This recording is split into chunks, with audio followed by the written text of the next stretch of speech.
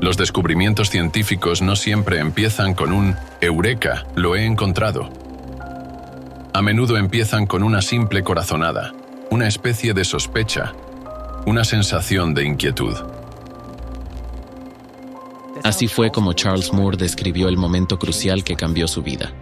Su extraordinaria historia sirvió como punto de partida para nuestro documental, y la revelación que tuvo será un impulso para todos nosotros, para toda la humanidad. Pero vayamos por partes. La era de los grandes descubrimientos geográficos quedó atrás hace mucho tiempo, y ya nadie piensa que en algún lugar del planeta queden manchas oscuras de continentes, archipiélagos o islas aún por descubrir. Al leer novelas de aventuras sobre piratas y conquistadores, nuestra imaginación nos lleva a los infinitos horizontes azules de océanos y mares, a islas exóticas cubiertas de vegetación exuberante, llenas de aves, peces y animales maravillosos. Así pensaba también Charles Moore, un playboy y navegante, hijo de un rico propietario de una empresa química. Charles creció junto al Océano Pacífico y soñó desde niño con aventuras en el mar. En 1997, participó en la regata Transpac Yacht Race, celebrada entre Los Ángeles y Honolulu. Al regresar a casa desde Hawái, trazó su ruta a través de una zona conocida como el Giro del Pacífico Norte.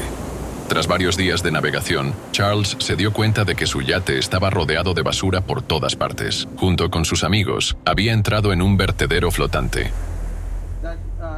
Recorriendo miles de millas en las vastas extensiones del océano, no podía salir a la cubierta sin ver un trozo de plástico flotando a la deriva cada pocos minutos. Los sueños de aventuras románticas a través de vastas extensiones de agua, tierras exóticas e islas con animales y plantas asombrosas se hicieron añicos después de aquel viaje. La superficie del océano ya no deslumbraba con su belleza virgen e intacta. Navegar entre toneladas de desechos plásticos conmocionó y cambió la vida de Charles Moore.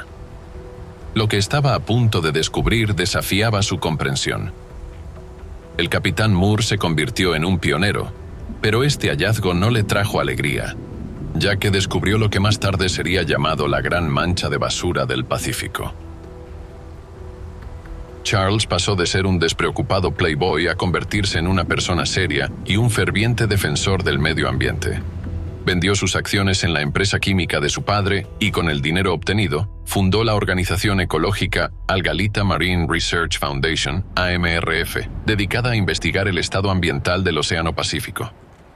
El viaje de Charles Moore estuvo lejos de ser fácil. Durante mucho tiempo, sus informes y advertencias fueron ignoradas, y su investigación no fue tomada en serio. Había razones de peso para ello. El oceanógrafo instaba a los gobiernos de distintos países a reducir la producción y el consumo de plástico, además de destinar importantes fondos a su reciclaje, y su petición no implicaba solo una pequeña inversión, sino una suma considerable de dinero. Pero a pesar de todo, Charles logró lo más importante: sacudir a la comunidad medioambiental mundial y llamar la atención sobre la contaminación plástica del océano mundial.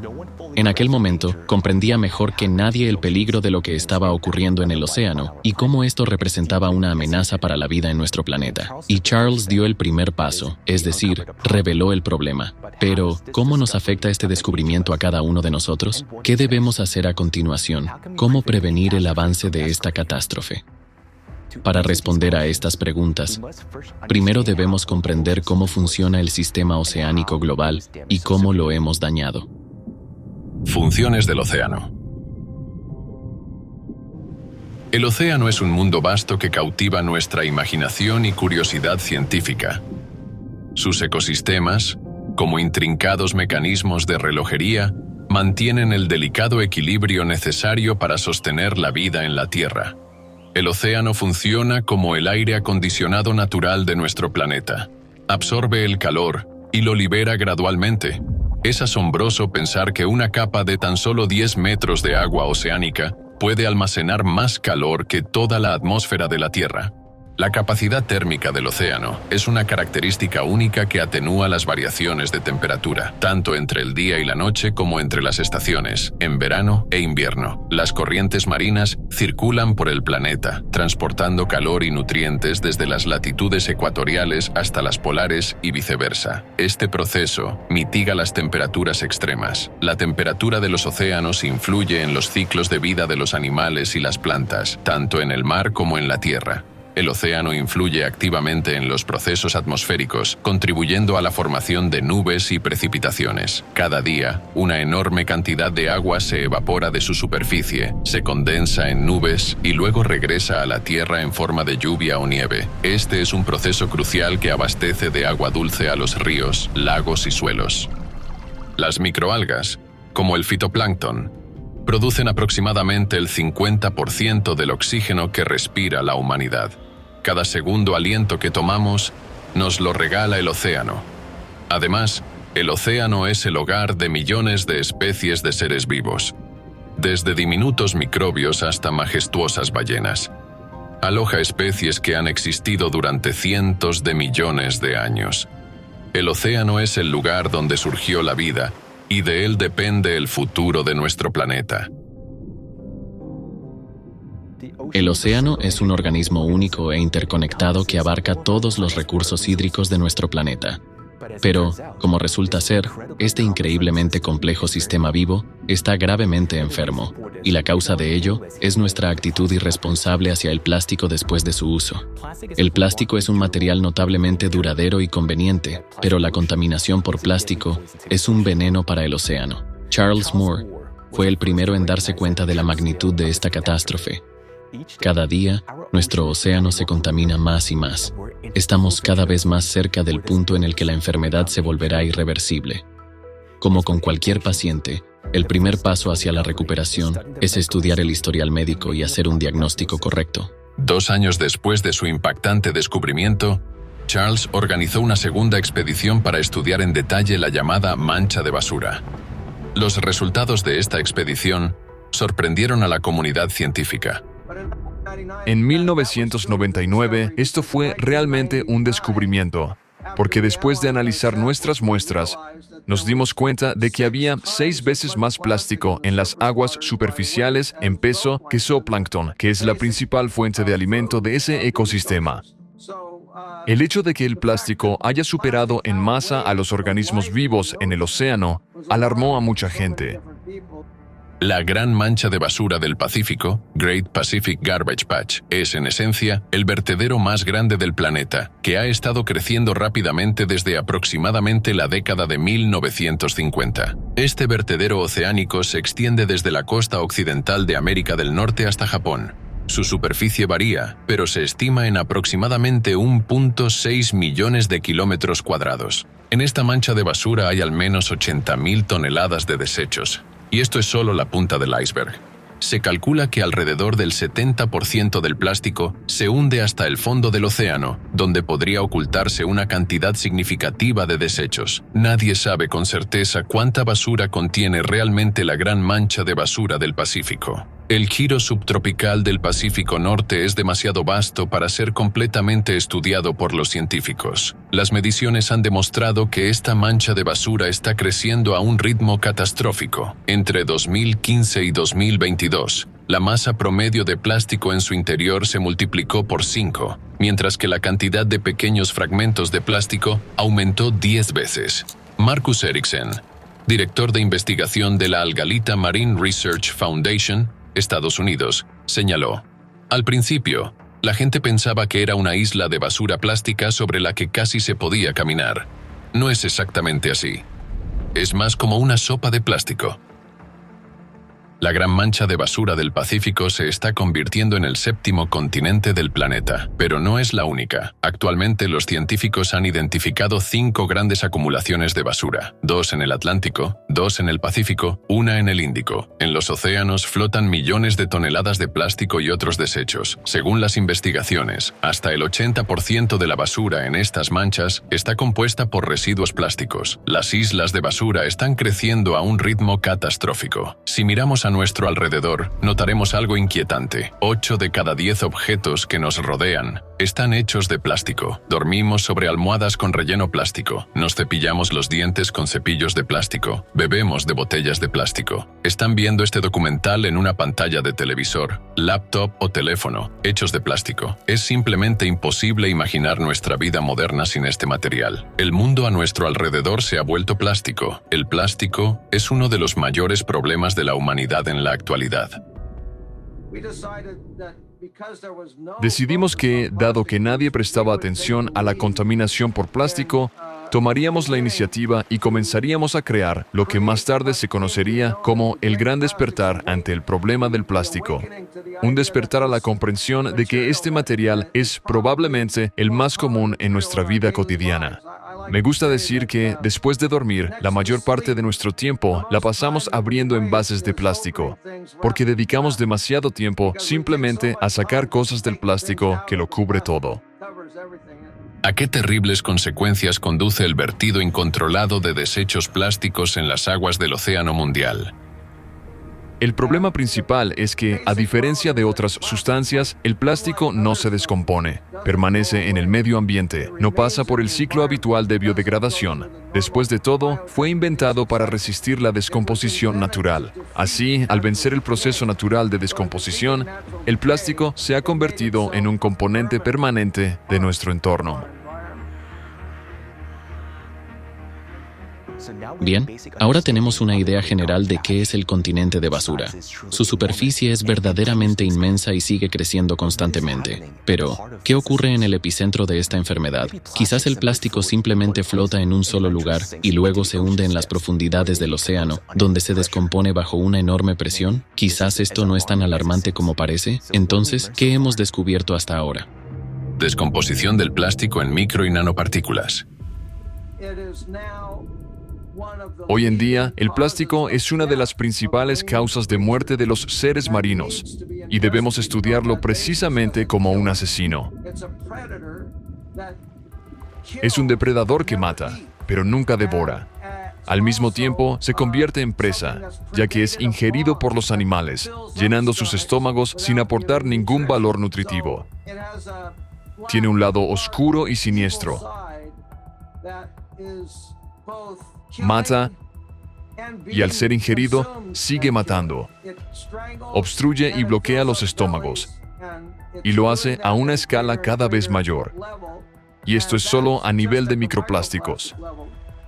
Cada año, en el mundo se producen más de 400 millones de toneladas de residuos plásticos, y según las previsiones, esta cifra se triplicará para 2040. El Océano Mundial recibe anualmente alrededor de 11 millones de toneladas de plástico, lo que equivale a más de un camión de basura lleno de plástico arrojado al océano cada minuto. Actualmente, nuestros océanos ya contienen aproximadamente 200 millones de toneladas de plástico. Las investigaciones indican que para 2050, la cantidad de plástico en el océano probablemente superará la cantidad total de peces. El plástico tarda entre 500 y 1000 años en degradarse. La Agencia de Protección Ambiental ha declarado que prácticamente el 100% de todo el plástico jamás producido por el ser humano sigue existiendo. Estos residuos no desaparecen, solo se acumulan. Es como un contenedor de basura en nuestro patio, donde seguimos tirando basura, pero nadie la recoge ni la retira. ¿Qué pasaría con ese contenedor al cabo de un mes? Los desechos plásticos que flotan en la columna de agua quedan atrapados en las corrientes oceánicas. Son transportados hacia las regiones centrales del océano y forman enormes islas de basura. Aquí se pueden encontrar redes de pesca, botellas desechables, envases, asientos de inodoro, muñecas, conos de tráfico, balones de fútbol, patitos de goma e incluso televisores. El plástico no se biodegrada, pero bajo la influencia del oleaje, el agua salada y la luz solar, se divide en pequeños fragmentos, a veces invisibles al ojo humano. Estas diminutas partículas, conocidas como micro y nanoplásticos, conservan su estructura polimérica. El proceso de descomposición continúa hasta el nivel molecular. La cantidad de microplásticos, ¿cuántos hay? Las partículas de microplástico son como un mosaico curioso. se forman a partir de diferentes tipos de plásticos y aditivos químicos, los cuales cambian según la etapa de su degradación y las condiciones ambientales. Por esta razón, el microplástico en el medio ambiente no puede considerarse algo fijo o constante. Su estudio es un verdadero rompecabezas. A pesar de que el número exacto de partículas de microplástico en los océanos sigue siendo desconocido debido a las dificultades técnicas para detectarlas, podemos hacer cálculos teóricos para comprender la magnitud de esta amenaza. Dado que actualmente hay alrededor de 200 millones de toneladas de desechos plásticos en los océanos, podemos realizar un experimento mental.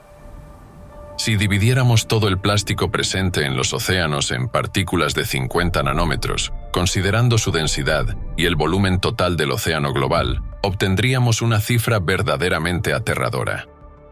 En cada litro de agua oceánica habría 286 millones de estas micro y nanopartículas.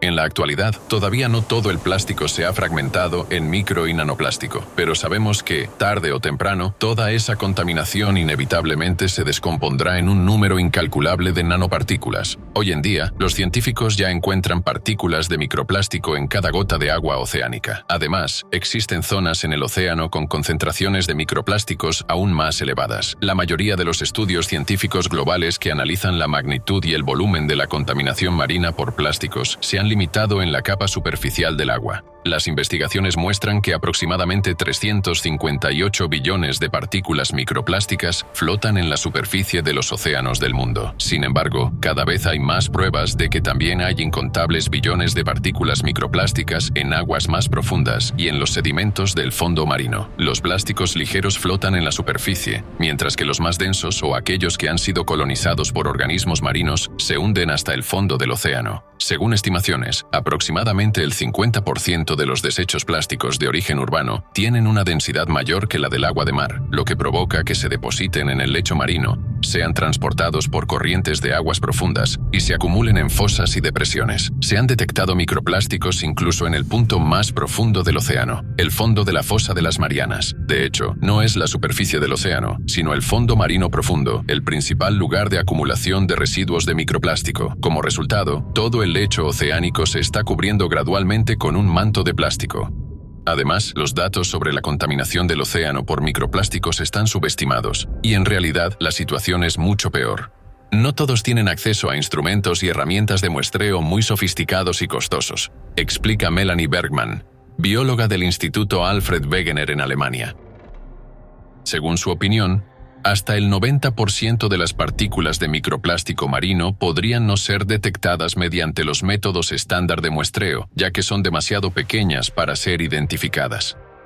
Las concentraciones más altas de plástico se encuentran en las zonas de las manchas de basura. Estos vertederos oceánicos funcionan como fábricas, donde tiene lugar el proceso continuo de formación de microplásticos. Al igual que un virus se propaga por el organismo a través de la sangre, los microplásticos se dispersan por todo el océano mundial a través de las corrientes oceánicas. Dado que los giros oceánicos están presentes en todos los océanos del mundo, la acumulación de microplásticos ocurre a escala global. Incluso lugares remotos y deshabitados, como el Ártico, no están exentos de esta contaminación. Los estudios realizados en los núcleos de hielo han revelado que los niveles de contaminación por microplástico en el océano Ártico son 2 órdenes de magnitud, es decir, 100 veces mayores que en el giro del Pacífico. Además de los 2 niveles de contaminación, la superficie y el fondo marino, la concentración de microplástico también aumenta significativamente en otra zona, la termoclina. Esta es una capa del agua donde la temperatura cambia bruscamente, y debido al alto gradiente de densidad, las partículas de micro y nanoplástico quedan atrapadas en estas capas, permaneciendo allí durante largos periodos. Imagine el océano como un pastel en capas. Cada capa tiene su propia temperatura y densidad, y los microplásticos se acumulan en los límites entre ellas. Además, los microplásticos pueden ser transportados en el océano por los organismos vivos, que lo ingieren, digieren y excretan. Ahora es innegable que los microplásticos están en todas partes. Están presentes en todos los cuerpos de agua, ya que los océanos, ríos y lagos de nuestro planeta están interconectados. Sin embargo, algunos podrían argumentar, bueno, está bien, pero los microplásticos son tan pequeños que no debería preocuparme. No lo veo en el agua que bebo ni en los tomates de mi ensalada, aunque hayan sido cultivados con agua que forma parte del ciclo global interconectado. Tal vez no sean tan peligrosos. ¿Pero es realmente así? Microplásticos, una fuente de toxinas y bacterias. Bajo la acción del sol y las olas, el plástico se descompone en fragmentos cada vez más pequeños, liberando en el agua del océano colorantes, plastificantes y otros compuestos químicos, muchos de los cuales son tóxicos. Como resultado, el océano se convierte en una sopa tóxica, donde el plástico se descompone constantemente en micro y nanoplásticos, haciendo que el océano sea cada vez más tóxico. Las investigaciones han demostrado que los nanoplásticos son aún más tóxicos que los microplásticos, ya que tiene una mayor capacidad para actuar como una esponja, absorbiendo contaminantes del agua y el aire. La superficie de los residuos plásticos se convierte en el hogar de algas nocivas, colonias de bacterias y hongos, que se multiplican rápidamente. Las islas de plástico son una fuente de microorganismos patógenos, capaces de causar enfermedades peligrosas en seres humanos y animales. Además, los desechos plásticos pueden actuar como un puente por el cual los organismos costeros llegan a aguas abiertas, alterando el frágil equilibrio de los ecosistemas marinos.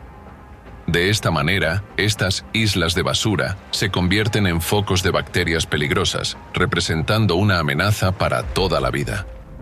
Los microplásticos matan a los seres vivos. Los plásticos tienen un impacto significativo en los ecosistemas marinos. Cada año, más de 1 millón de aves marinas y 100.000 animales marinos mueren a causa de la contaminación plástica. El 100% de las crías de tortugas marinas tienen plástico en sus estómagos. Si un coral entra en contacto con plástico, su probabilidad de enfermarse aumenta del 4% al 89%. Esto es desastroso, ya que los arrecifes de coral son el hogar de 1/4 parte de toda la vida marina.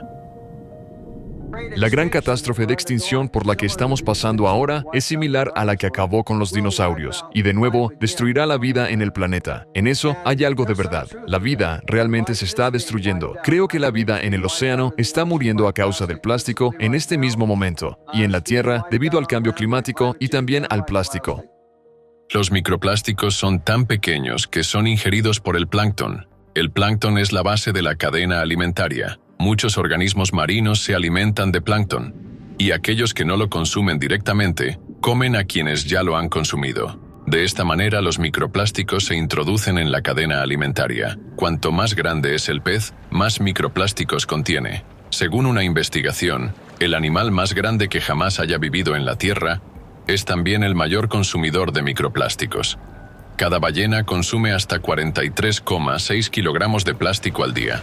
Sin embargo, las ballenas no obtienen el plástico directamente del agua. El 99% de los microplásticos entran en su organismo a través de los alimentos. En otras palabras, el plástico ya está presente en las presas que consumen las ballenas. Vale la pena destacar que los microplásticos de menor tamaño tienen un impacto más peligroso en los organismos a nivel celular. Las partículas de plástico de tamaño nanométrico penetran en las membranas celulares y no se eliminan del organismo, ya que permanecen dentro de las células. Además, los micro y nanoplásticos dañan el ADN dentro del núcleo. Las partículas de plástico no solo contienen sustancias tóxicas, sino que también absorben contaminantes orgánicos del agua de mar y albergan colonias de bacterias. Finalmente, todo esto termina en el organismo humano a través del consumo de mariscos y pescado. En otras palabras, no solo estamos comiendo nuestra propia basura, sino basura condimentada de toxinas, bacterias y hongos. Además, los micro y nanoplásticos también entran en nuestro cuerpo a través de otros alimentos, el agua potable, el aire e incluso la brisa marina. Ahora sabemos que los microplásticos se convierten en nanoplásticos. Estos entran en el aire, en nuestra agua, en nuestra comida e incluso en las verduras. Y si inicialmente se pensaba que este era un gran problema solo para los seres marinos, ahora está claro que es un problema para cada ser humano, para todos los ecosistemas, para todos los hábitats. Bueno, ahora sabemos con certeza que el plástico realmente causa enfermedades. El plástico acorta su vida. Los micro y nanoplásticos se acumulan en el torrente sanguíneo y se distribuyen por diversos órganos del cuerpo humano. Se han encontrado partículas microscópicas de plástico en la sangre, el cerebro, el corazón, los pulmones, la leche materna, la placenta y recientemente también fueron detectadas en el pene, los testículos y muestras de esperma humano. Las sustancias tóxicas liberadas por el plástico dañan el sistema endocrino, lo que provoca graves consecuencias como infertilidad, desequilibrios hormonales y un mayor riesgo de cánceres como el de mama, ovarios y próstata. Los aditivos químicos en los plásticos también afectan negativamente al sistema cardiovascular y aumentan el riesgo de aterosclerosis. Al penetrar en el cerebro, las micro y nanopartículas de plástico aumentan el riesgo de trastornos neurodegenerativos, como el Alzheimer y el Parkinson. La inhalación de partículas plásticas contribuye al desarrollo de asma e incluso cáncer de pulmón. Los enlaces de hidrógeno son una fuerza clave que organiza la materia en estructuras altamente ordenadas. Las investigaciones muestran que, en presencia de nanoplásticos, se produce una deformación de las moléculas de proteínas debido a la formación de fuertes enlaces de hidrógeno entre los nanoplásticos y las proteínas. Pero todos los seres vivos están formados por proteínas, y su deformación puede tener graves consecuencias biológicas, afectando el funcionamiento de células, tejidos y órganos. Esto pone en riesgo la existencia de toda la vida en el planeta. Como podemos ver, el problema de la mancha de basura, donde los plásticos se descomponen en micropartículas y se dispersan por todas las aguas del planeta, ha resultado ser mucho más amplio. La primera conclusión clave es que el problema de los micro y nanoplásticos afecta a cada ser humano y a toda la vida en este planeta. Es importante destacar que los nanoplásticos son incluso más peligrosos que los virus, porque mientras que los virus penetran en las células, los nanoplásticos van más allá, es decir, afectan las moléculas de proteínas. Dado que toda la vida está compuesta por proteínas, los nanoplásticos representan una amenaza directa para todos los organismos vivos. Además, puede incluso afectar el material genético, el ADN, lo que podría provocar rupturas en sus cadenas y mutaciones genéticas. Por lo tanto, el problema de los plásticos debería preocuparnos a todos. Pero eso no es todo, porque, por sorprendente que parezca, el volumen de residuos plásticos en el océano sigue creciendo rápidamente, al igual que la cantidad y la intensidad de los desastres naturales. Y aquí surge una pregunta. ¿Existe una relación entre los micro y nanoplásticos que han penetrado en cada gota de agua y los cambios que estamos presenciando en el clima? ¿O tal vez no hay ninguna conexión y el clima pronto volverá a la normalidad? Antes de responder a estas preguntas, veamos qué está ocurriendo con el clima. Calentamiento del océano. El informe de la UNESCO sobre el estado del océano mundial en 2024 muestra una imagen preocupante. La tasa de calentamiento del océano se ha duplicado en los últimos 20 años, y el contenido térmico del océano ha alcanzado su nivel más alto. La investigación indica que, entre 1955 y 1986, los océanos se calentaron de manera estable, pero en las últimas décadas, el calentamiento se ha acelerado considerablemente. En 2023 se registró el récord absoluto de temperatura de la superficie oceánica en toda la historia de las observaciones, y 2024 continuó con esta tendencia. La temperatura de la superficie del océano se mantuvo en niveles récord durante 15 meses consecutivos. Por primera vez en la historia, la temperatura media anual del planeta subió 1,5 grados Celsius por encima de los niveles preindustriales. Y este es precisamente el umbral crítico que, según los expertos, marca el punto en el que la humanidad experimentará grandes perturbaciones climáticas. Este aumento se esperaba para mediados del siglo XXI, pero en realidad ya lo hemos cruzado. Según las estimaciones de la ONU, se espera que esta tendencia continúe y que la temperatura global aumente casi 3 grados Celsius en este siglo. Jeff Smith, profesor emérito de física aplicada en la Universidad de Tecnología de Sydney, UTS, informó que los datos acumulados durante 70 años muestran un aceleramiento en el aumento de la temperatura del océano y el volumen total de energía almacenada en los océanos. Los modelos científicos actuales, en presencia de aumentos continuos de los gases de efecto invernadero en la atmósfera, no predicen esta amenazadora aceleración, dijo el profesor Smith. Además, en los últimos 60 años, los océanos a grandes profundidades se han calentado 15 veces más rápido que en los últimos 10.000 años. Esto significa que los procesos de calentamiento global no se limitan solo a las capas superficiales del agua, sino que también afectan a las zonas profundas del océano, donde los rayos solares no pueden penetrar. Para calentar el agua a esas profundidades se requiere una cantidad enorme de energía, lo que resalta la magnitud del problema. Según los científicos, para alcanzar la tasa actual de calentamiento de los océanos, se requeriría una cantidad de energía equivalente a la explosión de 7 bombas atómicas, las mismas que fueron lanzadas sobre Hiroshima, cada segundo, de manera continua, durante todo un año.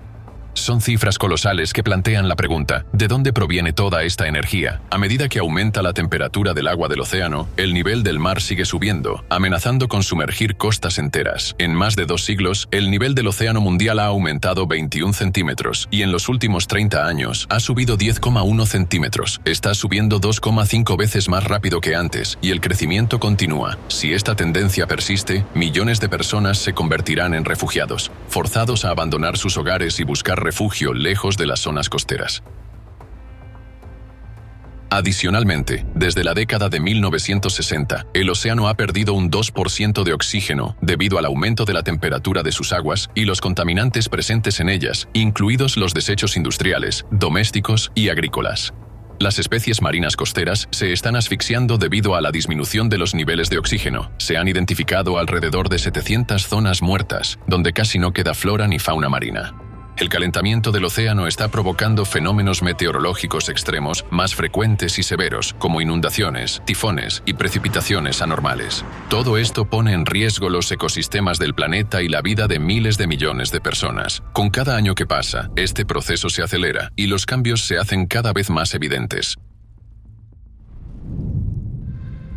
Crecimiento anómalo de desastres naturales. El océano, que durante muchos años desempeñó el papel de regulador natural del clima, ahora se está convirtiendo en fuente de fenómenos destructivos. Precipitaciones anormales e inundaciones. El calentamiento del océano intensifica la evaporación, saturando la atmósfera con humedad, que luego se convierte en precipitaciones intensas. He aquí cómo ha cambiado la cantidad de precipitaciones anormales en Europa desde el año 2000. Los récords de precipitaciones han alcanzado un nuevo nivel. Que llueva en un solo día la cantidad de precipitación de un mes ya no sorprende a nadie. El total de lluvias anuales cayendo en solo unos días o incluso en pocas horas, esa es la nueva realidad. En Irán, en solo 3 días, cayeron casi 4 veces la cantidad anual de lluvia. En Omán, en solo 24 horas, cayó la misma cantidad de lluvia que normalmente cae en 2 años. En los Emiratos Árabes Unidos, en el mismo periodo, cayeron 5 veces la cantidad anual de precipitaciones. Evitar inundaciones catastróficas en condiciones de precipitaciones tan extremas es imposible. Lamentablemente, un ejemplo claro de esto fue la inundación mortal en España. En la Comunidad Valenciana llovió más de un año en solo 8 horas. Esto resultó en devastadoras inundaciones que se cobraron la vida a más de 220 personas y convirtió las calles de la ciudad en un caos de lodo, autos destrozados y escombros de edificios derrumbados. Inundaciones sin precedentes e interminables han golpeado el sur de Brasil desde finales de abril. La catástrofe causó la muerte de 181 personas y dejó sin hogar a más de 500.000. Las inundaciones se cobraron cientos de vidas en las provincias del norte de Afganistán. Torrentes de lodo y agua devastaron asentamientos enteros. Las inundaciones fueron provocadas por lluvias incesantes que siguieron a una prolongada sequía. Las inundaciones primaverales de 2024 en Rusia fueron una verdadera catástrofe. 39 regiones del país fueron afectadas. La situación más grave ocurrió en la región de Oremburgo. Nunca antes en la historia registrada de la región se había producido una inundación de tal magnitud. Kazajistán enfrentó las inundaciones más extensas de los últimos 80 años. 10 de las 17 provincias del país fueron afectadas. Alrededor de 100.000 personas fueron evacuadas. Estadísticas de inundaciones. Si en la década de 1970 hubo solo 260 inundaciones fuertes en un periodo de 10 años, entre 2014 y 2023, el número de inundaciones aumentó a 1.700. Es decir, se multiplicó por 6,5 veces.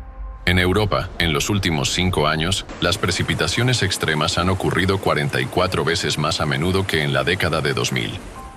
En 2024, el tiempo entre eventos catastróficos se ha acortado y su intensidad ha aumentado hasta tal punto que las personas no pueden recuperarse de un desastre cuando ya se encuentran nuevamente en el epicentro de otro evento destructivo. Las consecuencias para la economía y la infraestructura se prolongan durante meses o incluso años. Nevadas. Las nevadas también han batido todos los récords históricos. El invierno pasado, nevadas masivas afectaron a países de Europa, Estados Unidos, Canadá, Rusia, Kazajistán, China, Turquía, Japón y muchas otras regiones. Más del 90% del territorio de Mongolia estuvo cubierto por nieve, en algunas áreas con una altura superior a 1 metro. Se ha infligido un daño catastrófico a las regiones ganaderas. Alrededor de 4 millones de cabezas de ganado han muerto por hambre y agotamiento. Anomalías de temperatura. En 2024, casi todos los países han experimentado y siguen experimentando olas de calor récord. El 15 de marzo, en Praga, Chequia, donde la temperatura máxima promedio normalmente no supera los 9 grados Celsius, se registró por primera vez en 249 años de observaciones un nuevo récord de temperatura, más 18,6 grados Celsius. Abril también trajo un caos térmico sin precedentes a Europa. En solo 10 días, se batieron récords de calor en 128 países. En la mayoría de los países de Europa, abril fue más caluroso de lo que normalmente es a mediados de verano. Al mismo tiempo, se observó uno de los cambios de temperatura más bruscos en la historia de las observaciones. En Eslovenia, la temperatura descendió drásticamente más de 26 grados Celsius en solo 24 horas. En India, las temperaturas máximas de abril alcanzaron hasta 46 grados Celsius, cuando la temperatura normal debería ser de hasta 35 grados Celsius. Las personas no pueden soportar semejante estrés térmico. Después de que los agentes de policía, mientras trabajaban en la calle, comenzaran a perder el conocimiento, se introdujeron cascos con aire acondicionado en su equipo. En la Meca, Arabia Saudita, en junio, durante varios días consecutivos, la temperatura no bajó de 40 grados Celsius. El calor extremo coincidió con la peregrinación del Hajj, durante la cual más de 2.700 peregrinos sufrieron golpes de calor solo el 16 de junio. Debido al calor insoportable, las personas caían directamente en las calles. Es inimaginable, pero al menos 1.300 personas perdieron la vida. Tornados y microrráfagas. El aumento de la temperatura y la humedad de la atmósfera crea condiciones para la formación de tormentas más poderosas, que a menudo provocan la aparición de tornados. En las últimas décadas, el número anual promedio de tornados en Europa ha aumentado 18 veces y se han vuelto mucho más potentes. El 28 de septiembre, un tornado destructivo recorrió la región de Moscú. Un tornado de tal potencia en otoño en latitudes templadas es un fenómeno absolutamente anómalo. En los últimos años, con alarmante frecuencia, han comenzado a surgir microrráfagas atmosféricas. Al impactar contra el suelo, el flujo descendente de aire provoca ráfagas de viento horizontales, cuya velocidad puede alcanzar hasta los 130 km por hora. Es como si se volcara desde el cielo un enorme balde de agua con un radio de alrededor de 5 kilómetros. Pueden ser muy localizadas, como ocurrió en Brasil. Allí se destruyó un campo deportivo, del que no quedó casi nada. Solo escombros y basura, como si hubiera ocurrido una explosión. Pero los edificios cercanos quedaron intactos e incluso los paneles solares frágiles no sufrieron daños. Es importante destacar que las microrráfagas no se pueden predecir, lo que las hace aún más peligrosas. Huracanes y tormentas. Los huracanes ahora tocan tierra en áreas que anteriormente se consideraban seguras. A lo largo de toda la historia de las observaciones, solo 3 huracanes han golpeado la costa mexicana cerca de la ciudad de Acapulco, y 2 de ellos ocurrieron en un solo año: el huracán Otis en octubre de 2023 y el huracán John en septiembre de 2024, que se convirtió en una verdadera pesadilla para los habitantes de México.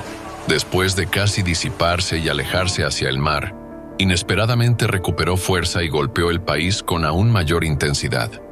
El tifón Yagi trajo a Vietnam una enorme cantidad de precipitaciones y como consecuencia, al menos 300 personas perdieron la vida, mientras que cientos más resultaron heridas. El huracán tropical Helene se convirtió en el más potente desde el inicio de las observaciones meteorológicas. El desastre mortal cobró la vida de al menos 230 personas en 6 estados. Además, la economía de Estados Unidos sufrió daños por alrededor de $250.000 millones. No pasaron ni 2 semanas cuando otro huracán poderoso, Milton, golpeó el estado de Florida. Tardó poco más de 12 horas en intensificarse de categoría 1 a la máxima categoría 5. Las Filipinas enfrentaron una serie sin precedentes de desastres naturales. 6 tifones golpearon el país en menos de un mes, 4 de los cuales ocurrieron en solo 10 días. Estas catástrofes cobraron la vida de al menos 171 personas y causaron daños significativos a la economía del país. Los tifones afectaron a 9 millones de personas. La intensidad y frecuencia de las tormentas también están aumentando. A partir del 12 de septiembre, Europa Central y Oriental sufrió la tormenta más potente en décadas, la tormenta Boris. 26 personas perdieron la vida, y la economía de la Unión Europea sufrió pérdidas multimillonarias. Por supuesto, solo hemos mencionado una pequeña parte de lo que está ocurriendo actualmente con el clima. La lista de estas anomalías podría continuar indefinidamente, pero incluso con lo que hemos presentado, queda claro que la situación climática es, en el sentido literal, una guerra no declarada contra la humanidad. Estamos recibiendo golpe tras golpe, y si en los conflictos bélicos reales los adversarios pueden negociar y deponer las armas, con el clima no hay posibilidad de acuerdo. Aún así, podemos y debemos vencerlo. Hablaremos más sobre esto más adelante. Pero por ahora, es necesario comprender por qué está ocurriendo todo esto. ¿Por qué se está calentando el océano? Hipótesis.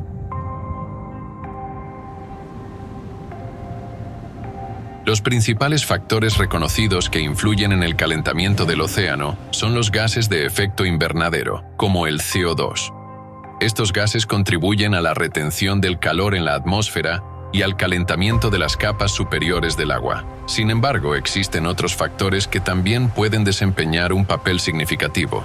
Veamos 2 gráficos. Gráfico del aumento de la concentración de plástico en los océanos en las últimas décadas. Vemos que la cantidad de plásticos en el océano ha aumentado rápidamente desde la década de 1950, coincidiendo con el período de acelerado desarrollo industrial y la producción masiva de productos plásticos. Gráfico del aumento de la temperatura en los océanos durante el mismo período. Este gráfico demuestra el aumento paralelo de la temperatura media de la superficie de los océanos, que también se observa desde mediados del siglo XX. Comparando estos 2 gráficos, podemos notar una cierta correlación entre el aumento de la concentración de plásticos en los océanos y el incremento de su temperatura. Esto sugiere que la contaminación por plásticos podría ser uno de los factores significativos, aunque subestimados, en el calentamiento de las aguas oceánicas. Analicemos más detalladamente cómo el plástico puede afectar las funciones del océano, la conductividad térmica y la capacidad calorífica del agua, y de qué manera estos procesos pueden contribuir a su calentamiento. Para ello, profundicemos un poco en la estructura y las propiedades del agua.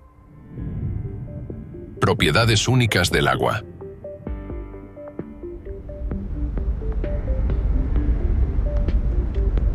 El agua es una de las sustancias más únicas y enigmáticas de la Tierra.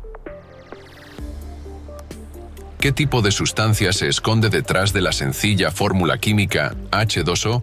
¿Y por qué posee una estructura y propiedades tan excepcionales? En primer lugar, la molécula de agua es la más pequeña entre las moléculas triatómicas similares. Es sorprendentemente armoniosa y encaja en las proporciones de la sección áurea. La molécula de agua tiene una forma simétrica en V, ya que 2 pequeños átomos de hidrógeno están ubicados a un lado de un átomo de oxígeno relativamente grande. Esto diferencia significativamente a la molécula de agua de las moléculas lineales, en las que todos los átomos están dispuestos en una cadena. Las moléculas triatómicas, en condiciones normales, forman gases, pero las moléculas de agua forman un líquido. ¿Por qué? Las moléculas de agua están unidas entre sí mediante enlaces de hidrógeno, formando una estructura fuerte y ordenada, similar a un equipo unido por lazos de amistad. Además, las moléculas de agua poseen la propiedad única de agruparse en clústeres. En otras palabras, el agua es un líquido complejo, compuesto por grupos repetitivos de moléculas. Como resultado, el agua tiene valores anómalos en sus temperaturas de congelación y ebullición, en comparación con otras sustancias triatómicas. Si el agua siguiera las reglas generales, debería congelarse aproximadamente a menos 100 grados Celsius y hervir alrededor de más 10 grados Celsius. Casi todas las propiedades del agua no siguen la lógica de las leyes físicas que rigen otras sustancias. Primera propiedad única. El agua posee la mayor capacidad calorífica específica y el mayor calor de fusión. Esto significa que, en comparación con otras sustancias, el agua es más difícil de congelar y el hielo más difícil de derretir. Gracias a esta propiedad, el océano mundial actúa como un regulador climático en la Tierra. El agua del océano se enfría más lentamente que el aire y el suelo, lo que le permite acumular calor durante el día y liberarlo gradualmente por la noche. En verano, el océano absorbe el exceso de calor, mientras que en invierno lo libera progresivamente. De esta manera, el océano funciona como un gigantesco termostato, suavizando las fluctuaciones extremas de temperatura. Segunda propiedad única. Cuando la temperatura del agua cambia, sus propiedades también cambian. La capacidad calorífica mínima del agua se alcanza a una temperatura de 37 grados Celsius. Este hecho es de gran importancia para los seres vivos, que están compuestos en 2/3 por agua. La temperatura corporal normal de los seres humanos y los animales de sangre caliente, que oscila entre 36 y 39 grados Celsius, se encuentra precisamente dentro de este rango de temperatura. A esta temperatura, las complejas reacciones bioquímicas del metabolismo ocurren de la manera más eficiente. Es como si la propia naturaleza se hubiera asegurado de que los organismos vivos puedan conservar su calor sin gastar demasiada energía, permitiéndoles así continuar su desarrollo. Tercera propiedad única del agua. La mayoría de las sustancias disminuyen su densidad al calentarse. Las moléculas como si se separan. Y la aumentan al enfriarse. Las moléculas se acercan. Sin embargo, con el agua ocurre algo diferente. Cuando se enfría hasta los 4 grados Celsius, su densidad realmente aumenta, como sucede con la mayoría de las sustancias.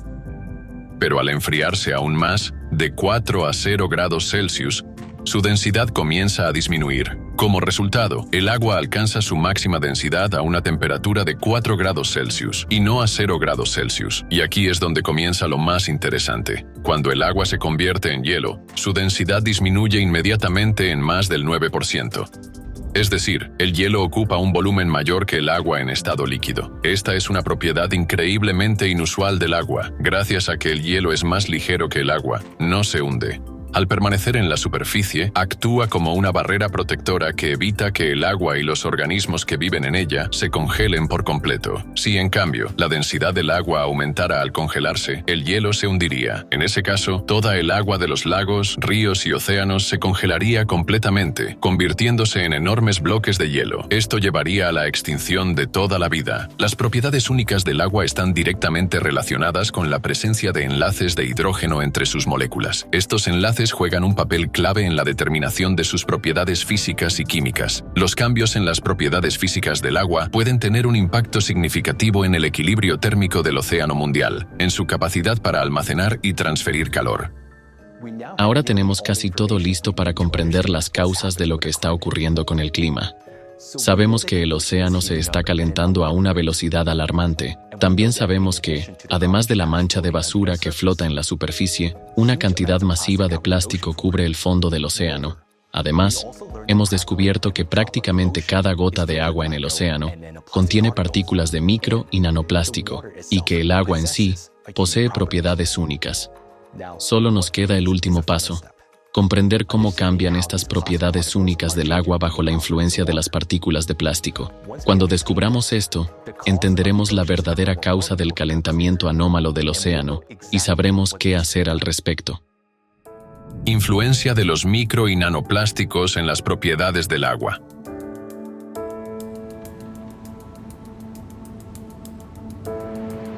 El plástico es un derivado del petróleo. no se descompone, sino que se fragmenta en partículas de micro y nanoplástico. Las partículas de nanoplástico son tan pequeñas que su tamaño es inferior al de un virus. Al entrar en el agua, estas partículas alteran su estructura ordenada, basada en los enlaces de hidrógeno entre las moléculas. Estos enlaces definen las propiedades clave del agua, y cualquier alteración de los mismos altera sus características físicas y químicas. Las nanopartículas de algunos tipos de plástico, como el tereftalato de polietileno, PET, y el nylon, contienen átomos de oxígeno y nitrógeno. Estos átomos pueden formar enlaces de hidrógeno directamente con las moléculas de agua. Como resultado, dichas partículas se incorporan a su estructura ordenada, alterando su organización y perturbando sus propiedades fundamentales. Además, en soluciones acuosas que contienen diversas sustancias, así como ante cambios en el pH y la temperatura, las partículas de nanoplástico pueden adquirir carga eléctrica. Esto ocurre debido a modificaciones químicas en su superficie, como la oxidación y la adsorción de iones, por ejemplo, sodio y cloro en el agua marina.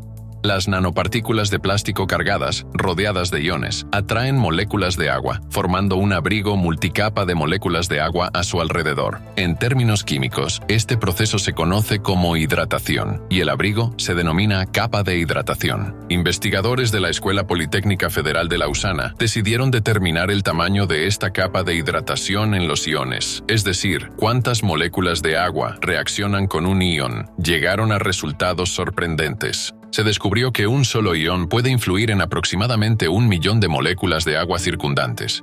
Este efecto se intensifica si la partícula tiene una alta carga superficial y una gran concentración de iones absorbidos. Como resultado, una sola partícula de nanoplástico puede alterar las propiedades de millones de moléculas de agua. Las moléculas atrapadas dentro de la capa de hidratación son menos móviles, lo que reduce su contribución a la capacidad calorífica total del agua. Es decir, bajo el mismo calentamiento externo, este tipo de agua se calentará más rápido y al enfriarse, perderá temperatura más rápidamente en comparación con el agua pura. Además, la estructura alterada de los enlaces de hidrógeno alrededor de los nanoplásticos reduce la conductividad térmica del agua. Esto significa que el agua en contacto con nanoplásticos puede estar más caliente debido a su menor capacidad para disipar el calor. De este modo, los nanoplásticos no solo interactúan activamente con los iones e impurezas presentes en el agua, sino también con sus moléculas, modificando la estructura de los enlaces de hidrógeno que determinan las propiedades clave del agua. Como resultado, cambian su capacidad calorífica y su conductividad térmica, lo que contribuye al aumento de temperatura y al calentamiento de todo el océano. Es importante destacar que incluso una pequeña cantidad de nanoplásticos puede tener un impacto significativo en las propiedades del agua. Esto hace necesario seguir investigando y evaluar la concentración de nanoplásticos en distintos entornos acuáticos para comprender completamente su influencia. Las partículas de nanoplástico en el océano son como una gota de alquitrán en un barril de miel. Los micro y nanoplásticos se distribuyen por todo el océano a través de las corrientes. Las partículas flotantes permanecen en la superficie, mientras que los microplásticos más densos o aquellos contaminados con biota se hunden hasta el fondo marino. Y no olvidemos las zonas de termoclina. En estas capas de agua se observan variaciones de temperatura y densidad, lo que favorece la acumulación de microplásticos en grandes cantidades. Para comprenderlo mejor, usemos una metáfora visual de un edificio de varios pisos. Imagine un edificio de 10 pisos con bloqueos térmicos en el 5º y 10º piso, que impiden la disipación normal del calor. En lugar de distribuirse uniformemente, el calor se acumula en estos pisos y no puede escapar por el techo. Un termovisor mostraría que la temperatura dentro de este edificio es significativamente más alta que en otro idéntico, pero sin estos bloqueos térmicos. De manera similar, los nanoplásticos en el medio acuático alteran los mecanismos naturales de intercambio de calor. De este modo, el aumento de la concentración de nanoplásticos en las aguas oceánicas altera los mecanismos naturales de transferencia de calor. Esto, a largo plazo, podría contribuir al incremento de la temperatura de todo el océano, impactando el clima global. Cuando el agua se calienta, tiende a liberar el exceso de calor. Durante este proceso, sus moléculas se mueven más rápidamente y ascienden hacia la superficie. Impacto en la atmósfera. Como resultado del exceso de energía, algunas moléculas de agua se separan de otras y se transforman en vapor. Imagine un globo elevándose lentamente hacia el cielo. Este globo representa el vapor de agua. A medida que aumenta la altitud, la temperatura del aire disminuye. En estas condiciones, el vapor de agua comienza a condensarse, convirtiéndose en diminutas gotas. Pero para que las gotas de agua se formen necesitan un soporte, partículas microscópicas llamadas núcleos de condensación. Estas pueden ser partículas de polvo, sal marina o hollín. Cuantos más núcleos de condensación haya, más rápido será el proceso. En la atmósfera, el vapor de agua y las gotas de agua interactúan con los campos eléctricos presentes en el aire y con la carga estática de la atmósfera, adquiriendo así una carga eléctrica. Las cargas son extremadamente importantes y en el proceso de formación de nubes prácticamente lo son todo. Si te rodea el mal tiempo y las tormentas, sabes que algunas nubes tienen cargas eléctricas. Sin embargo, hace tiempo se descubrió, aunque hoy en día no se considera especialmente relevante, que en realidad todas las nubes están cargadas. Así que, si miras una nube, por ejemplo, como la que estoy observando ahora, surge la pregunta, ¿cómo se forman? ¿Qué ocurre allí? Y hemos descubierto que las cargas desempeñan un papel clave. Las gotas cargadas comienzan a atraerse entre sí, como pequeños imanes, lo que acelera el proceso de formación de gotas más grandes. Estas gotas se agrupan, formando nubes y precipitaciones, incluido el granizo. Sin embargo, cuando intervienen partículas de micro y nanoplástico, pueden alterar el frágil equilibrio de estos procesos eléctricos e hídricos en la atmósfera. La interacción entre los cristales de hielo y las partículas de aerosol, incluido el plástico, intensifica la carga electrostática de la atmósfera. Además, las partículas de micro y nanoplástico se convierten en núcleos de condensación efectivos para el vapor de agua. Alrededor de estas partículas cargadas, el proceso de formación de gotas de agua, cristales de hielo y granizo ocurre más rápidamente. Cuanto mayor es la superficie de las nanopartículas, más grandes son los granizos y las nubes de lluvia que se forman en la atmósfera. Ya estamos observando que estos fenómenos se vuelven más frecuentes y destructivos. La presencia de micro y nanoplásticos puede afectar la densidad y las propiedades físicas de las evaporaciones en la superficie del océano, ralentizando su ascenso. Es como si a un globo se le atara una piedra con un hilo. Como resultado, las nubes se forman a altitudes más bajas, generalmente por debajo de los 2 kilómetros. Las nubes a menor altitud se desplazan y distribuyen las precipitaciones de manera menos eficiente, lo que provoca sequías en algunas regiones y un exceso de lluvias en otras. Las nubes más densas, como una manta, retienen el calor en la atmósfera e impiden su disipación hacia el espacio. El aumento de la temperatura provoca una evaporación aún mayor del agua de los océanos y mares, y cuanto más humedad hay, más cálida se vuelve la atmósfera. Es un círculo vicioso. Cabe destacar que por cada grado de calentamiento, la cantidad de humedad en el aire aumenta aproximadamente un 7% y la cantidad de rayos se incrementa en un 12%. Esta humedad proviene principalmente de los océanos, aportando lluvias adicionales durante las tormentas. Al mismo tiempo, en las regiones donde no llueve, el suelo se seca más rápido, lo que provoca sequías más intensas, olas de calor e incendios forestales. El aumento de la temperatura y el incremento del vapor de agua provocan una mayor inestabilidad en la atmósfera. Esto fortalece la convección y aumenta la frecuencia de las tormentas. Algunas de ellas, las más intensas, se convierten en tormentas eléctricas. En estas condiciones, el riesgo de tormentas severas se incrementa significativamente. Cuando las tormentas eléctricas comienzan a fusionarse e interactuar, como ocurre en las tormentas tropicales, pueden convertirse en huracanes más poderosos. Todos estos factores se combinan, aumentando el riesgo de tormentas eléctricas severas y, especialmente, de supercélulas, que generan granizo y, en ciertas condiciones, incluso tornados en algunas regiones. El calentamiento extremo del océano y el exceso de electricidad y calor en la atmósfera agravan la situación climática. El granizo anómalo, Las lluvias torrenciales, las tormentas intensas, los huracanes, los rayos y los sprites se están intensificando con una fuerza alarmante. Los fenómenos climáticos se vuelven cada vez más destructivos y peligrosos. Interacción con el campo magnético del planeta. Los océanos ocupan alrededor del 70% de la superficie de la Tierra. No son solo gigantescos depósitos de agua, sino un sistema eléctrico extremadamente complejo que interactúa con el campo magnético del planeta.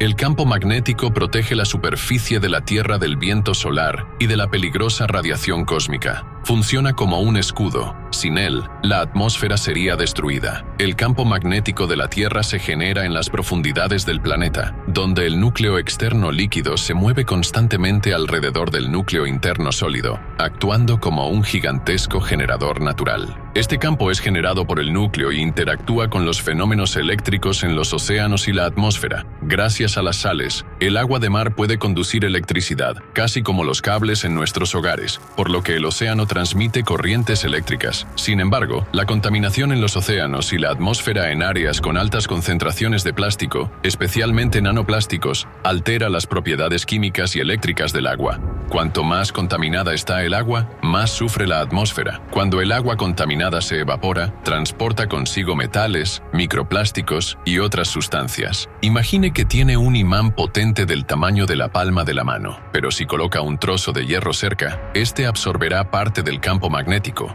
reduciendo la fuerza total del imán. Algo similar ocurre con la atmósfera y la hidrosfera. Esto puede provocar anomalías locales en el campo magnético y debe convertirse en un objeto de estudio, especialmente en tiempos del cambio climático global. Sí, ahora sabemos que el principal factor de impacto del océano en el clima del planeta es su calentamiento, y este efecto se ve exacerbado por los microplásticos. Es absolutamente necesario tomar las medidas más decisivas para limpiar el océano, con el fin de preservar el planeta y toda la vida en él. Hoy, en los niveles más altos, crece el reconocimiento de que nos estamos acercando rápidamente al punto de no retorno. Crisis del agua. El informe de la Comisión Global sobre la Economía del Agua, GCEW, publicado en octubre de 2024, afirma que, por primera vez en la historia de la humanidad, el ciclo global del agua ha sido alterado. El cambio climático está teniendo un impacto cada vez más grave en la disponibilidad de los recursos hídricos. Para finales de esta década, la demanda de agua dulce superará la oferta en un 40%, ya que los sistemas hídricos del mundo están sometidos a un estrés sin precedentes. Aproximadamente el 70% de las reservas de agua dulce del mundo se utiliza para el riego de cultivos agrícolas. Sin embargo, muchos sistemas de riego son ineficientes, lo que provoca pérdidas significativas de agua. El aumento de las temperaturas, los cambios en los patrones de precipitaciones y la creciente frecuencia de fenómenos meteorológicos extremos amenazan la seguridad alimentaria global. Ya se prevé la desaparición de más de la mitad de las reservas mundiales de alimentos en los próximos 25 años, mientras que 3.000 millones de personas ya viven en condiciones de escasez de agua. Esto es realmente alarmante y afectará a todo el mundo en un futuro cercano. El valor del océano para la preservación de la vida en el planeta es evidente, y los líderes mundiales ya están hablando de la necesidad de tomar medidas urgentes. El informe de la UNESCO, Estado del Océano Mundial en 2024, tiene como objetivo informar a los responsables políticos y fomentar acciones para crear el océano que necesitamos para el futuro que queremos. El presidente de la Asamblea General de la ONU, el señor Denis Francis, afirmó con razón que el océano es nuestro aliado más fuerte en la lucha contra el cambio climático. Por ello, es nuestra responsabilidad común elegir el rumbo correcto y asumir nuevamente el compromiso de gestionar de manera sostenible los valiosos recursos del océano, garantizando su disponibilidad de generación en generación. Y los científicos saben que si no tenemos océano, no habrá plantas en la Tierra, no habrá oxígeno y no tendremos posibilidad de sobrevivir. El secretario general de la ONU, Antonio Guterres, también destacó la necesidad de acciones urgentes, instando a gobiernos, empresas, inversores, científicos y comunidades a unirse para proteger nuestro océano. Marina Ovchinova, presidenta del Movimiento Internacional Social Alatra, hizo una declaración clave en la COP29 sobre el aumento sin precedentes de los desastres relacionados con el clima. Ella señaló: No nos damos cuenta del poco tiempo que nos queda antes de alcanzar el punto de no retorno. es evidente que la preservación de la salud de los océanos es crucial para el futuro de nuestro planeta. La comprensión de la gravedad de la situación, como podemos ver, está presente.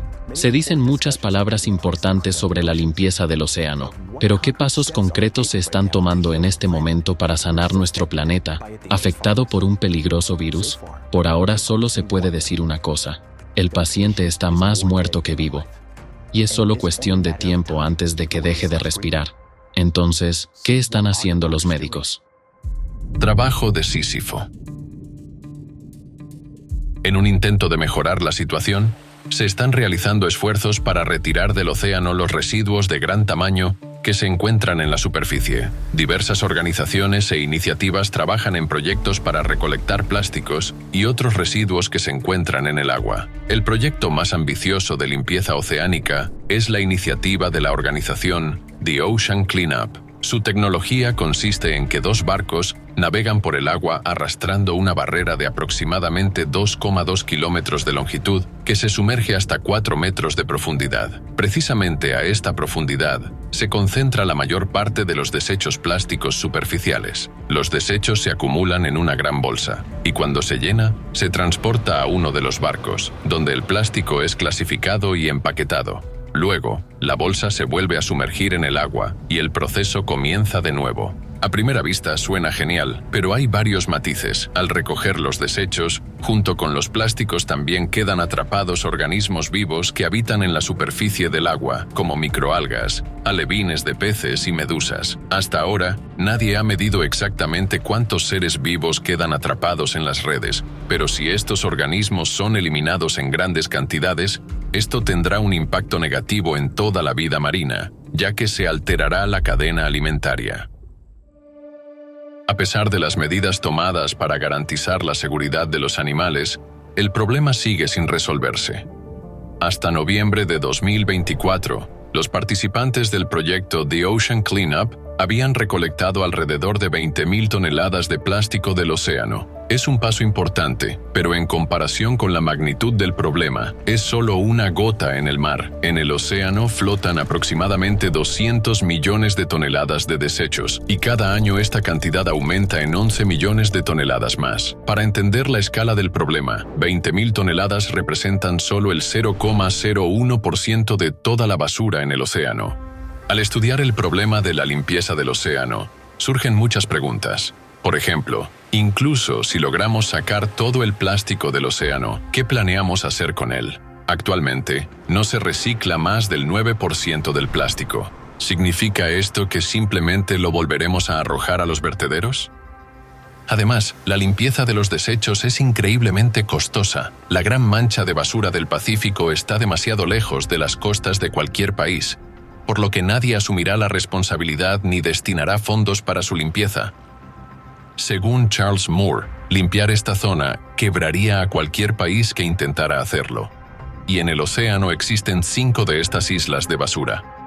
Recoger basura del océano, mientras cada año se extraen miles de toneladas de desechos pero se vierten millones más en su lugar, es realmente un trabajo de Sísifo. La limpieza del océano solo será posible cuando se convierta en una tarea de toda la humanidad y no solo en la iniciativa de unos pocos activistas.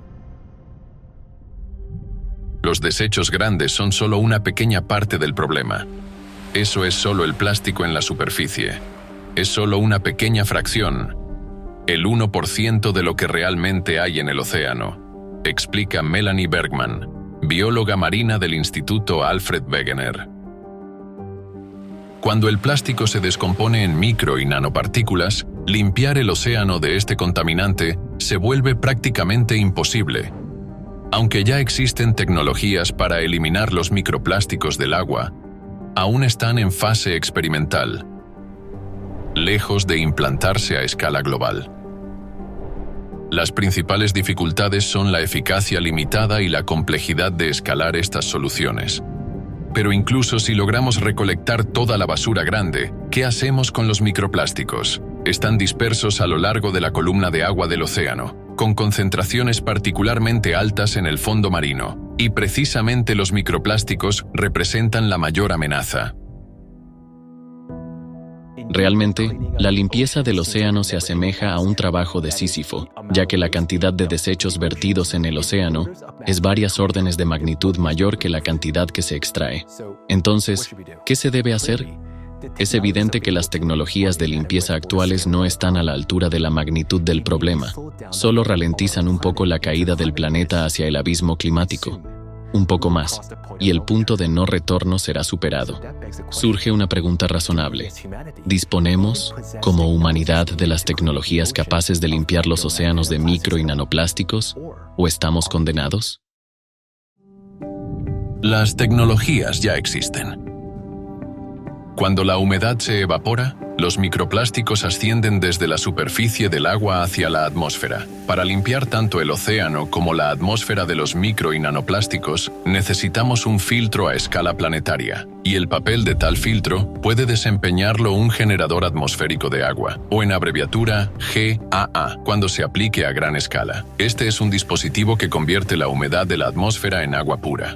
El agua se evapora cada día de todos nuestros océanos, mares y lagos. Cuando llega a cierta altura por encima de cierto punto, se enfría hasta el punto de rocío y se convierte en una nube. Y entonces, por supuesto, el viento arrastra esa nube. Cuando su temperatura desciende por debajo del punto de rocío, se convierte en lluvia y vuelve a cambiar de estado. Al extraer la humedad del aire, estimulamos la evaporación. Con cada ciclo de evaporación, una nueva cantidad de micro y nanoplásticos se eleva desde la superficie. El principio de funcionamiento del dispositivo es el siguiente. Primero se filtra el aire que entra en ella. El agua se condensa a partir de la humedad que hay en el aire. Así, lo único que extrae el dispositivo es una molécula de H2O, que es más pequeña que una partícula de microplástico. Es decir, de esta manera limpiaremos el océano de los microplásticos y reduciremos la presión sobre los recursos hídricos de nuestro planeta. Al hacerlo, proporcionaremos agua potable a las regiones que la necesitan con urgencia, pero esto debe implementarse a escala industrial y debe ser una iniciativa a nivel global y estatal. De este modo, los generadores atmosféricos se convierten en un filtro artificial integrado en el ciclo del agua del planeta. Además, el océano se enfría durante el proceso de evaporación intensiva. La tecnología de condensación de agua del aire funciona según un principio similar al plasmaféresis, un procedimiento de purificación de la sangre. Así como el plasmaféresis elimina los componentes nocivos de la sangre y restaura la inmunidad del organismo, el GAA filtra los nanoplásticos del vapor de agua y restaura las funciones naturales del océano. Así, limpiaremos la atmósfera y el océano de microplásticos. Además, con la ayuda de las instalaciones de GAA, obtendremos el volumen necesario de agua purificada para todas las necesidades domésticas e industriales. El agua utilizada debe regresar al suelo, donde interactuará con microorganismos que descomponen nanoplásticos, se enriquecerá con minerales y pasará por un proceso de purificación natural. A medida que la humedad se reponga, las aguas subterráneas y los ríos secos comenzarán a recuperarse, los suelos se volverán fértiles y la vegetación prosperará. Además, un suelo húmedo ayudará a mitigar las fluctuaciones de temperatura. Y la alta conductividad térmica del agua permitirá disipar el calor de las áreas cálidas. Esto es especialmente crucial en el contexto del cambio climático global. Utilizando un generador de agua atmosférica en cada hogar, nunca más necesitarán utilizar botellas de plástico. Por lo tanto, al utilizar el generador de agua atmosférica, resolveremos el problema del agua. Reduciremos la huella que deja la producción de plástico. Disminuiremos la huella de carbono del transporte y ayudaremos al medio ambiente a volver a su ciclo natural. ¿Podrá esta tecnología proporcionar agua a las personas en el desierto? Se trata de una tecnología que permite crear agua en cualquier lugar, porque el principio mismo de esta tecnología es que la calefacción y refrigeración crean condensación. Así que, ya sea en el Valle de la Muerte, en Nevada o en el desierto del Sahara, podemos generar agua allí. Es decir, podemos generar agua en cualquier parte del planeta. Pero surge la pregunta, ¿no secaremos el aire de esta manera? Cuando se trata del contenido de agua en el aire ambiental o en la atmósfera, como he mencionado anteriormente, es absolutamente imposible alterar el equilibrio natural de la atmósfera, porque es demasiado grande y demasiado poderosa.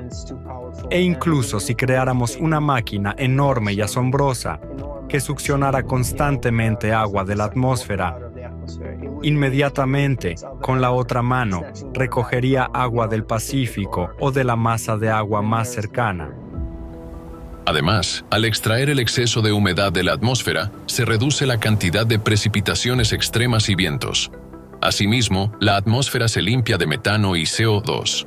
En tan solo 2 a 3 años de uso activo de los generadores atmosféricos de agua, el océano y la atmósfera estarán significativamente más limpios. Al eliminar microplásticos del océano, restauraremos su función de conductividad térmica. El océano volverá a transferir calor a la atmósfera, que luego se disipará en el espacio. Esto reducirá el impacto destructivo de los desastres naturales.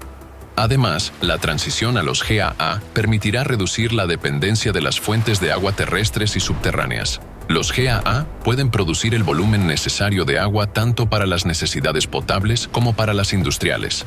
Serán vitales durante una crisis hídrica y garantizarán un suministro estable de agua. Esto permitirá alcanzar plenamente varios objetivos de desarrollo sostenible de la ONU de manera simultánea. Para que el proceso de limpieza del océano comience a gran escala, toda el agua debe provenir exclusivamente de la atmósfera, es decir, debemos hacer una transición completa a los GAA. Cuanta más humedad extraigamos de la atmósfera, más intenso será el proceso de evaporación, lo que acelerará la limpieza del océano. Y para un suministro energético económico de los GAA, debemos utilizar generadores de energía sin combustible, GSC. Sin duda, necesitamos detener el vertido de basura en el océano. Además, es crucial llevar a cabo la reconstrucción de los sistemas de alcantarillado. Estos pasos conducirán a una revolución científica y tecnológica, garantizarán un suministro de agua sostenible y reducirán el impacto negativo sobre el clima. Así, en 3 a 5 años, el océano prácticamente habrá restaurado sus funciones de conductividad térmica. Y debemos lograr todo esto en el menor tiempo posible.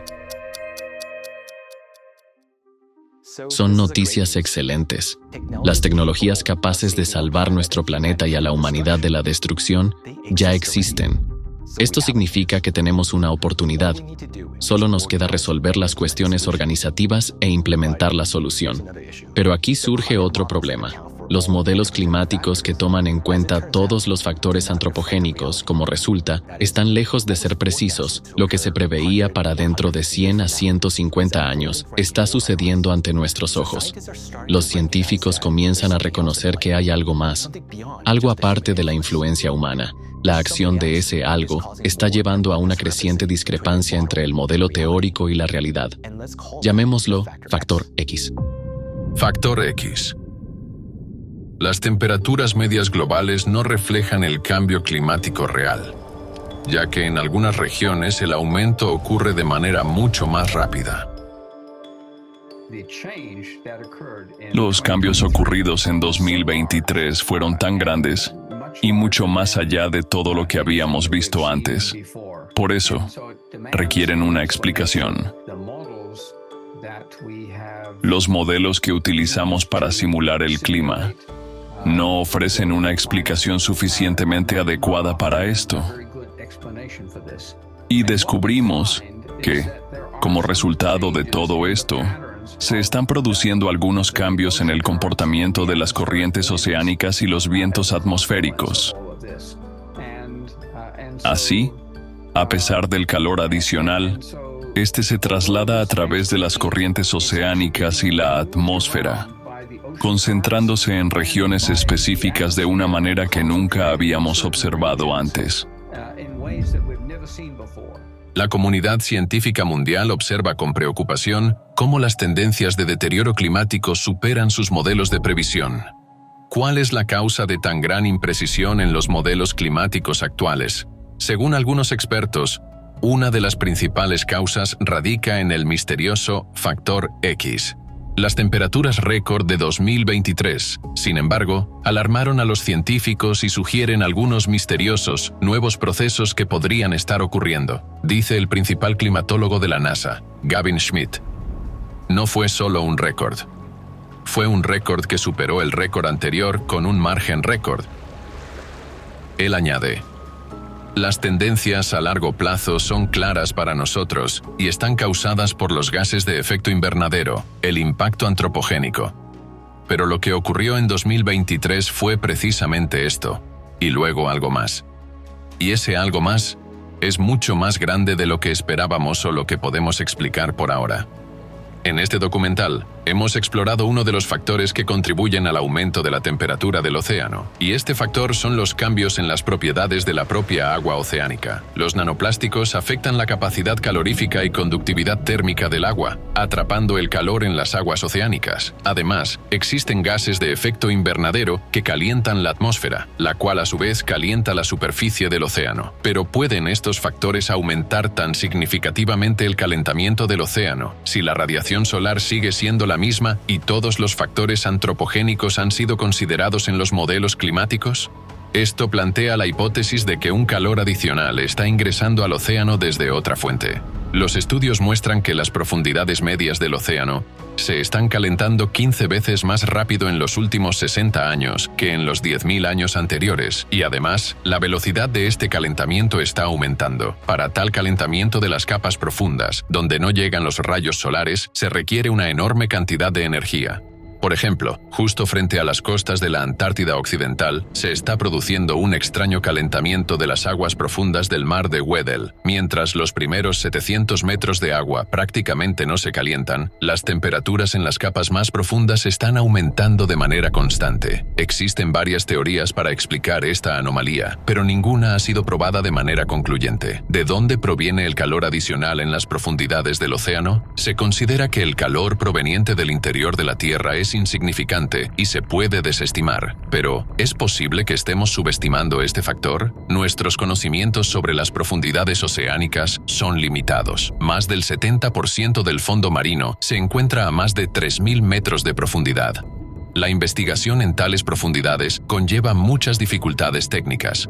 Los batiscafos y los sensores rara vez descienden hasta allí, y los cálculos se basan en datos antiguos. Simplemente no sabemos qué está ocurriendo realmente en el fondo del océano. Por ejemplo, hace poco, los científicos descubrieron 19.000 volcanes submarinos previamente desconocidos. Hasta el día de hoy solo se ha cartografiado alrededor del 5% del fondo oceánico. Mientras no lo hayamos explorado al 100%, estaremos trabajando casi a ciegas. Arthur Viterito, oceanógrafo y profesor de la Universidad de Maryland, observó que, desde 1995, la cantidad de terremotos en el fondo oceánico a lo largo de las dorsales medioceánicas ha aumentado. Así que construí un gráfico de la actividad sísmica en las zonas de las dorsales medioceánicas y lo comparé con los cambios en la temperatura global, y observamos un desfase de 2 años. En otras palabras, la actividad sísmica precede al cambio de la temperatura global en aproximadamente 2 años. Cuanto mayor es la actividad sísmica, más activo es el movimiento del magma en el sistema. La temperatura de este magma fundido puede superar los 1000 grados. Eso es precisamente lo que estamos estudiando. No tenemos mediciones directas del volumen de magma que está subiendo. Todo lo que podemos hacer es medir el nivel de actividad sísmica, ya que para ello contamos con una red global de estaciones sísmicas. Así, las investigaciones de Arthur Viterito muestran que el calentamiento del océano también está influenciado de manera significativa por procesos endógenos, como la actividad sísmica y magmática. Mis investigaciones muestran que el impacto geotérmico es un factor significativo en el calentamiento global. Como vemos aquí, los datos de Argonne muestran los cambios en la temperatura global a diversas profundidades durante los últimos 20 años. La mayor parte del calor se transporta en la superficie, pero también estamos observando un aumento del calentamiento desde abajo, es decir, el calor proviene tanto de arriba como de abajo. De ninguna manera. Como hemos señalado, si ampliamos esta parte de la pluma, se puede ver que de ninguna manera las temperaturas más altas debajo de la capa superficial pueden provenir de la superficie. Porque aquí existe una anomalía fría y debajo de ella una anomalía cálida, pero no puede atravesar esta capa, conocida como termoclina. La termoclina es, en esencia, una frontera claramente definida que separa las aguas superficiales cálidas, conocidas como capas mezcladas, y las aguas mucho más frías por debajo de ella, llamadas aguas profundas. En realidad, este sistema está interconectado. En realidad, el calor puede atravesar la termoclina. Y recientemente han aparecido varios estudios interesantes que afirman que la termoclina en realidad se ha debilitado.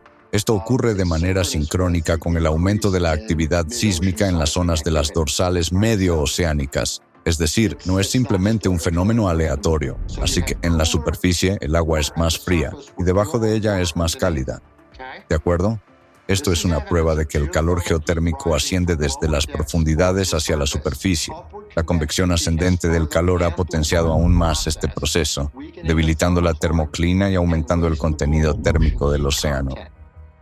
Nos hemos enfrentado a una nueva realidad, el factor X. Parece ser la causa principal del deterioro del estado del planeta, que se ha manifestado de manera notoria en las últimas décadas. Y los micro y nanoplásticos solo agravan su efecto. Sin embargo, queda una importante pregunta. ¿Qué exactamente es el factor X? ¿La fuerza que está calentando las aguas desde las profundidades del océano? Los científicos de ALATRA llevan casi 30 años estudiando el factor X, que está relacionado con los cambios que ocurren dentro del planeta. Este grupo internacional e independiente de investigadores incluye expertos de diversas disciplinas científicas, como física nuclear, astrofísica, geología, matemáticas, biología y medicina. Se han unido para llevar a cabo investigaciones interdisciplinarias, que incluyen el estudio de los cambios climáticos y geodinámicos. Basándose en un extenso análisis de datos recopilados durante muchos años, los científicos de ALATRA consideran el factor X como un calor adicional generado por el ascenso del magma debido a procesos cíclicos del planeta. Los datos científicos fundamentales y las recomendaciones sobre acciones en el ámbito climático se pueden encontrar en el informe sobre la progresión de los desastres climáticos en la Tierra y sus consecuencias catastróficas. Este informe fue presentado personalmente al Papa Francisco en el Vaticano por Marina Ovtchinova, presidenta de ALATRA. Tras un análisis detallado de los datos, el Vaticano otorgó al movimiento ALATRA la bendición apostólica de su santidad por sus esfuerzos en el ámbito climático y ambiental.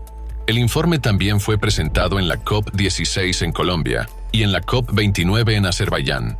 Recibió una alta valoración por parte de especialistas en el ámbito de la climatología y la ecología. Actualmente, el informe está disponible para consulta en el sitio web oficial de la Conferencia de la ONU y en el sitio web de ALATRA. Resolver los desafíos de la seguridad planetaria y humana en medio del cambio climático global requiere los esfuerzos unidos de toda la comunidad científica. Ningún país u organización puede abordar este problema por sí solo.